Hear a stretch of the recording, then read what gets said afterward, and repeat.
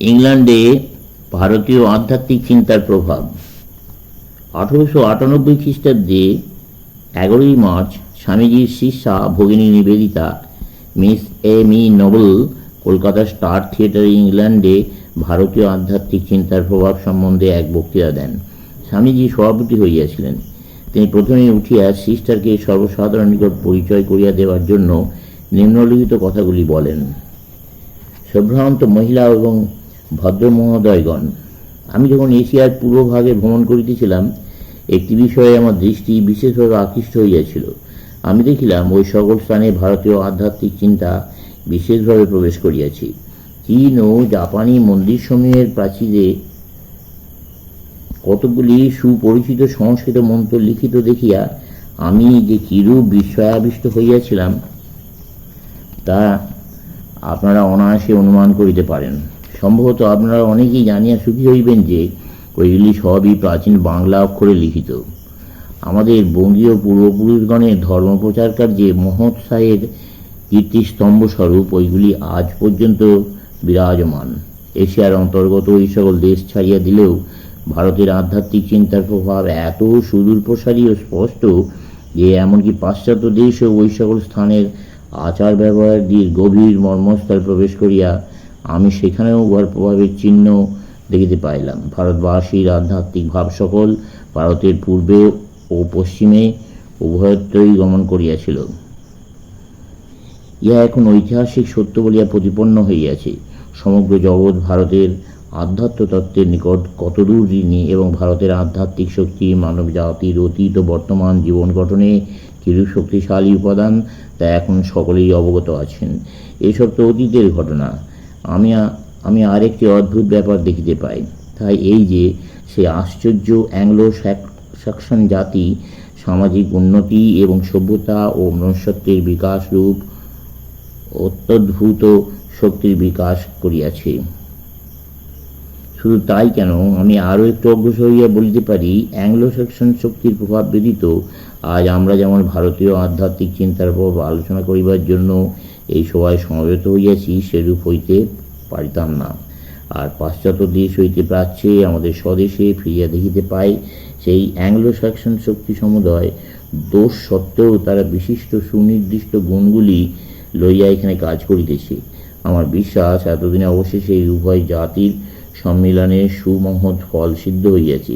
British জাতির বিস্তার ও উন্নতির ভাব আমাদেরকে বলপূর্বক উন্নতির পথে ধাবিত করিতেছে এবং ইহাও আমাদেরকে স্মরণ রাখিতে হইবে যে পাশ্চাত্য সভ্যতা গ্রীকদিগের নিকট হইতেই প্রাপ্ত এবং গ্রীক সভ্যতার প্রধান ভাব প্রকাশ বা বিস্তার।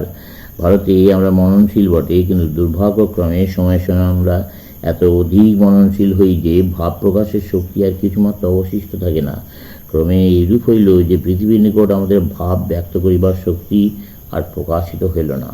এবং তার ফল কি হইল? ফল হইল এই যে আমাদের যাহা কিছু ছিল সবই গোপন করিবার চেষ্টা করিতে লাগিলাম। ব্যক্তিবিশেষের ভাব গোপন ইচ্ছায় আরম্ভ হইল এবং শেষ ভাব গোপন করাটা জাতীয় অভ্যাস হইয়া দাঁড়াইল। এখন আমাদের ভাব প্রকাশের শক্তির এত অভাব হইয়াছে যে আমরা মৃত জাতি বলিয়াই বিবেচিত হইয়া থাকি।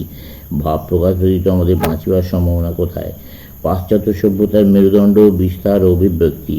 ভারতে অ্যাংলো স্যাক্সন জাতির কাজগুলির মধ্যে এই যে কাজের প্রতি আপনাদের মনোযোগে আকর্ষণ করিলাম, তা আমাদের জাতিকে জাগাইয়া আবার নিজের ভাব প্রকাশে প্রবর্তিত করিবে এবং এখনই উহা সেই শক্তিশালী জাতি কর্তৃক আয়োজিত ভাব বিনিময়ের উপযোগী উপায়গুলির সাহায্যে পৃথিবীর নিকট নিজ গুপ্ত রত্নসমূহ বাইর করিয়া দেবার জন্য ভারতকে উৎসাহিত করিতেছে।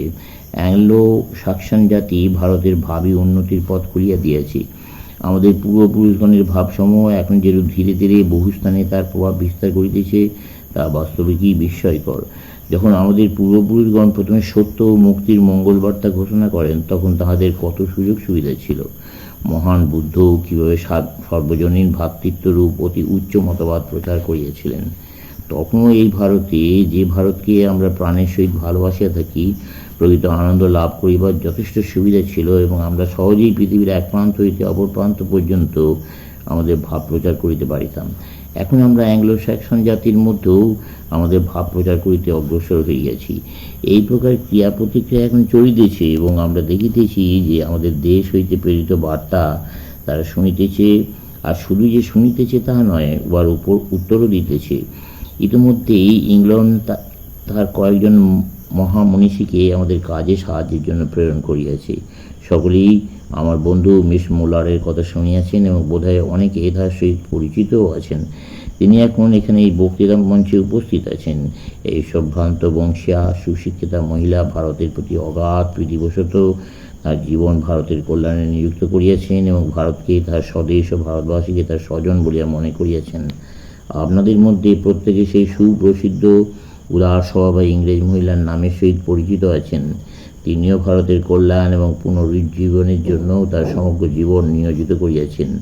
আমি মিসেস বেসান্টকে লক্ষ্য করিয়া এই কথা বলিতেছি। ভদ্রমহোদয়গণ, আজ এই মঞ্চে দুজন মার্কিন মহিলা রইয়াছেন। তাঁহারাও তাদের হৃদয়ে সেই একই উদ্দেশ্য পোষণ করিতেছেন, আর আমি আপনাদেরকে নিশ্চিতভাবে বলিতে পারি যে তাঁহারাও আমাদের দরিদ্র দেশে সামান্য কল্যাণের জন্য তাদের জীবন উৎসর্গ করিতে প্রস্তুত।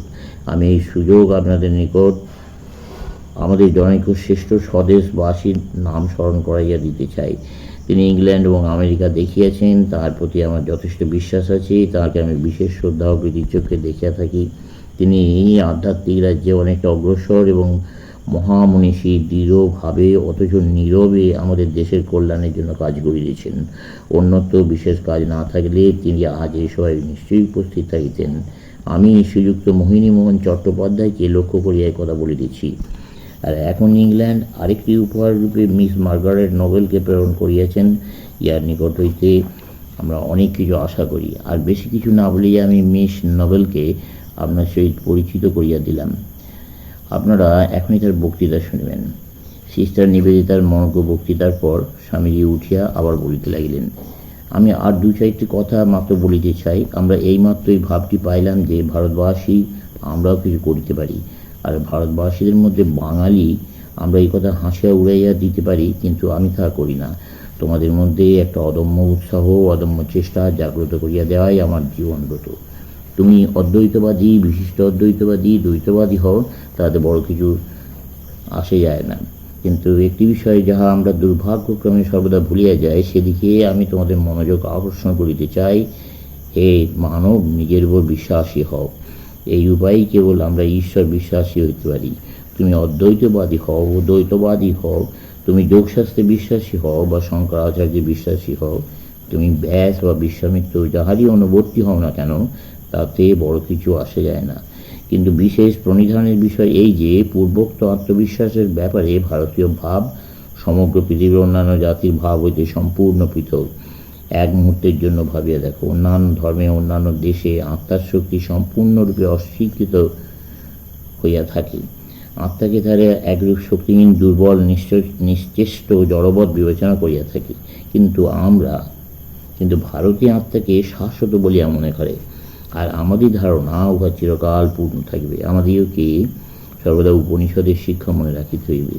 তোমাদের জীবনের মহান ব্রত স্মরণ করো। ভারতবাসী আমরা, বিশেষত বাঙালিরা, বহু পরিমাণে বৈদেশিক ভাবের দ্বারা আক্রান্ত হইয়া পড়িয়াছি ও আমাদের জাতীয় ধর্মের অস্থিমজ্জা পর্যন্ত চর্বণ করিয়া ফেলিতেছে। আমরা আজকাল এত পেছনে পড়িয়া গিয়েছি কেন? আমাদের মধ্যে ৯৯ জন কেন সম্পূর্ণরূপে পাশ্চাত্য ভাব এবং উপাদানে গঠিত হইয়া পড়িয়াছি?